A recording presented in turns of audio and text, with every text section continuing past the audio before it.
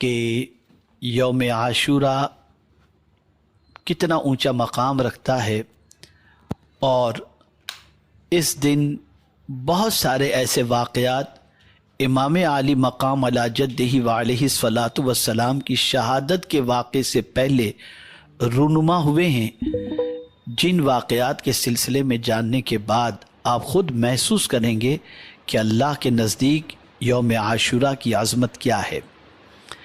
آپ جب یوم عاشور کے بارے میں سمجھیں گے اور اس دن ہونے والے واقعات کے حوالے سے جانیں گے تو آپ یقیناً یوم عاشور کو غفلت کے اندر گزارنے کی کوشش نہیں کریں گے، بلکہ یوم عاشور کو اللہ کی بندگی کر کے، اس کے رسول صلی اللہ علیہ وسلم کی اطاعت کر کے اس دن کو عبادت و ریاضت میں گزارنے کی کوشش کریں گے۔ سب سے پہلے تو میں آپ کے سامنے ان تفصیلات کو پیش کروں جو یوم عاشور کو ہونے والے واقعات سے متعلق ہیں۔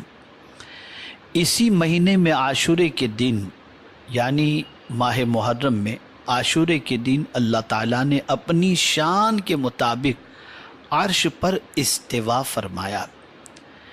اسی طریقے سے سب سے پہلے جو بارش نازل ہوئی وہ بھی عاشورے کے دن نازل ہوئی۔ اللہ عز و جل کی سب سے پہلی رحمت جو نازل ہوئی وہ بھی یوم عاشورہ کو۔ اسی مہینے میں عاشورے کے دن اللہ تعالیٰ نے حضرت آدم علیہ السلام کی توبہ قبول فرمائی۔ عاشورے کے دن اللہ تعالیٰ نے حضرت ادریس علیہ السلام کو مقام بلند کی طرف اٹھایا۔ عاشورے کے دن حضرت نوح علیہ السلام کی کشتی جودی پہاڑ پر ٹھہری۔ عاشورے کے دن حضرت ابراہیم علیہ السلام کی ولادت بھی ہوئی، اور اللہ عز و جل نے جس دن حضرت ابراہیم علیہ السلام کو اپنا خلیل بنایا وہ دن بھی عاشورے کا تھا۔ عاشورے کے دن اللہ تعالیٰ نے حضرت داؤد علیہ السلام کی توبہ بھی قبول فرمائی۔ عاشورے کے دن حضرت سلیمان علیہ السلام کو حکومت اللہ نے واپس عطا فرمائی۔ عاشورے کے دن اللہ تعالیٰ نے حضرت ایوب علیہ السلام کی تکلیف کو دور فرمائی۔ عاشورے کے دن حضرت موسیٰ علیہ السلام کو اللہ نے پیدا فرمایا۔ عاشورے کے دن حضرت موسیٰ علیہ السلام جادوگروں پر غالب آئے اور فرعون کو اللہ نے غرق بھی کیا تو عاشورے کے دن غرق کیا۔ معزز سامعین کرام، اسی طریقے سے حضرت یونس علیہ السلام کی ولادت بھی عاشورے کے دن ہوئی، اور حضرت یونس علیہ السلام مچھلی کے پیٹ سے جو باہر تشریف لائے وہ بھی عاشورے ہی کا دن تھا۔ عاشورے کے دن حضرت یعقوب علیہ السلام کی بینائی واپس ہوئی۔ عاشورے کے دن حضرت یوسف علیہ السلام کنویں سے نکلے۔ عاشورے کے دن حضرت عیسیٰ علیہ السلام کی ولادت بھی ہوئی، اور اللہ تعالیٰ نے حضرت عیسیٰ علیہ السلام کو جس دن آسمان پر اٹھایا وہ دن کوئی اور نہیں، عاشورے کا دن تھا۔ عاشورے کے دن تاجدار کربلا امام عالی مقام علی جدہ وعلیہ السلام کی شہادت ہوئی، اور میرے پیارے آقا صلی اللہ علیہ وسلم کے پیارے دیوانوں، عاشورے کے دن ہی قیامت قائم ہوگی۔ اس چیز کو اچھی طریقے سے ذہن کے اندر محفوظ فرما لیں۔ اسی کے ساتھ ساتھ میں آپ کو بتاؤں شب عاشورہ اس کی کیا اہمیت ہے۔ تو مولا علی کرم اللہ تعالی وجہہ الکریم فرماتے ہیں کہ جس نے عاشورے کی شب یعنی 9 محرم کا دن گزار کر آنے والی رات کو عبادت کی تو اللہ تبارک و تعالی اس کی عمر طویل فرمائے گا انشاءاللہ العظیم۔ اسی کے ساتھ ساتھ عاشورے کی شب بعد نماز عشاء 4 رکعت 2 سلام سے پڑھیں۔ ہر رکعت میں سورہ فاتحہ کے بعد آیت الکرسی 3 بار اور 10 بار سورہ اخلاص پڑھیں۔ پھر سلام پھیرنے کے بعد 100 مرتبہ سورہ اخلاص پڑھ کر اپنے گناہوں سے توبہ کریں اور اللہ رب العزت جل جلالہ سے بخشش طلب کریں۔ اللہ عز و جل اپنی رحمت کاملہ سے اس نماز کے پڑھنے والے کے گناہوں کو معاف فرما دے گا۔ سبحان اللہ۔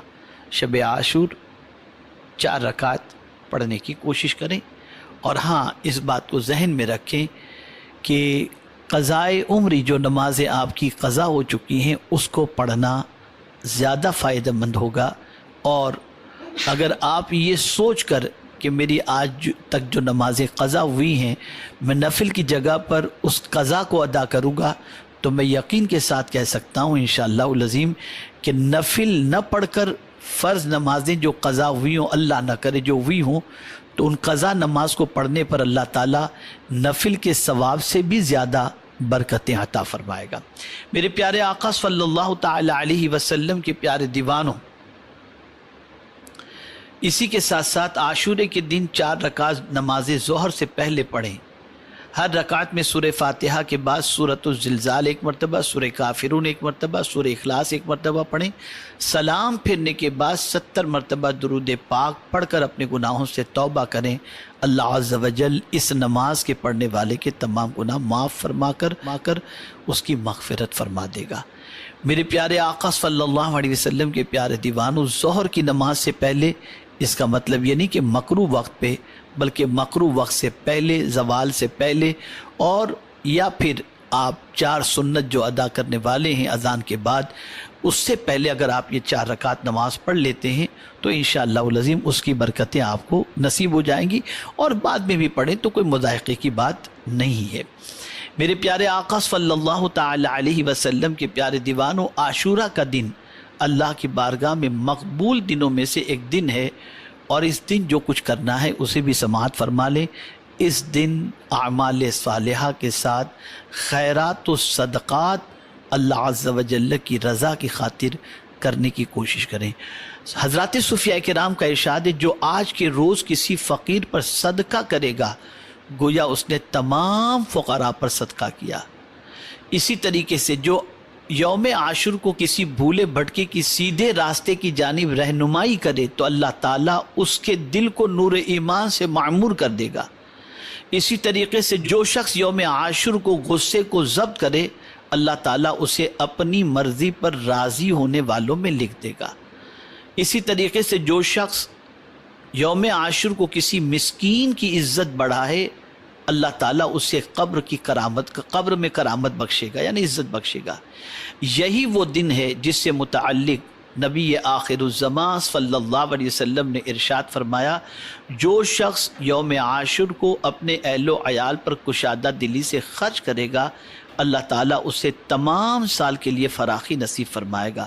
حضرت سفیان ابن عینیہ رضی اللہ تعالیٰ عنہ فرماتے ہیں، ہم نے 50 سال اس کا تجربہ کیا اور ہر سال فراخی پائی۔ جو شخص یوم عاشور کو غسل کرے، مرض الموت کے علاوہ اس سال کسی اور مرض میں مبتلا نہ ہوگا انشاءاللہ۔ جو شخص عاشورہ کی شب قیام و ذکر اور دن روزے میں گزارے، جب مرے گا تو اسے اپنی موت کا پتہ بھی نہ چلے گا، یعنی نزع کی سختی سے محفوظ رہے گا۔ جو شخص عاشورے کے روز محض رضا الہی کے حصول کی نیت سے روزہ رکھے گا تو گویا اس نے تمام سال کے روزے رکھے۔ جو مسلمان یوم عاشور کے روز صدقہ کرے گا تو اسے 1 سال کے صدقے کے برابر ثواب ملے گا۔ جو شخص یوم عاشور کو کسی یتیم کے سر پر شفقت سے ہاتھ پھیرے، اس کی دلجوئی کرے، اس کی حاجت پوری کرے، اللہ تعالیٰ ہر بال کے عوض جنت میں اس کا درجہ بلند فرمائے گا۔ جو شخص یوم عاشور کو صلہ رحمی کرے، وہ حضرت یحییٰ اور حضرت یونس علیہ السلام کے ساتھ جنت میں ہوگا اور ان کی خدمت کا شرف پائے گا۔ معزز سامعین کرام، اب آپ یوم عاشور کے روزے کی فضیلت بھی سماعت فرما لیں۔ حضرت ابو ہریرہ رضی اللہ تعالیٰ عنہ فرماتے ہیں کہ رسول کریم صلی اللہ علیہ وسلم نے فرمایا، افضل الصیام بعد رمضان شہر اللہ المحرم وافضل الصلاة بعد الفریضہ صلاة اللیل۔ ماہ رمضان کے بعد افضل ترین روزے ماہ محرم الحرام کے روزے ہیں۔ حضور صلی اللہ تعالی علیہ وسلم نے فرمایا، اگر مومن اللہ کی راہ میں روئے زمین پر مال خرچ کرے تو اس سے اس قدر بزرگی حاصل نہ ہوگی جس قدر کوئی عاشورے کے روز روزہ رکھے۔ اس کے لیے جنت کے 8 دروازے کھول دیے جائیں گے، وہ جس دروازے سے داخل ہونا پسند کرے گا اللہ اس دروازے سے اسے داخل فرما دے گا۔